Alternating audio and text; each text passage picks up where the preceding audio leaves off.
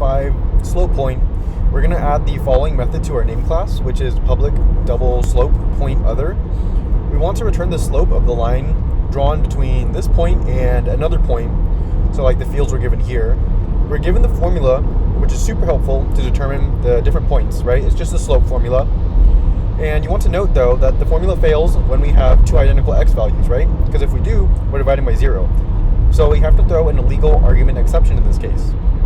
Let's handle that first, our exception. So if our x is equal to other.x, we are going to just throw a new, and let's copy this because I might misspell it, illegal argument exception. Since it's like a class, we are going to have to use parentheses, and we can end this line.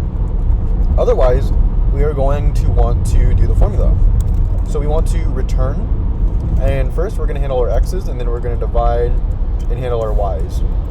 Actually, it's y's first, then x's. So we're going to do other.y, and note, other is a double. It's passed in as a point, it's a double. However, our int x and y are not doubles. So what we have to do is we actually have to cast them. To cast something, you're just going to have parentheses in front of whatever it is. So we'll have parentheses in front of our x. And whatever we want it to be, we put in these parentheses. So we're casting it as a double. Same thing here. So actually that should be double y. We'll do other.x minus. We will cast this as a double for our x.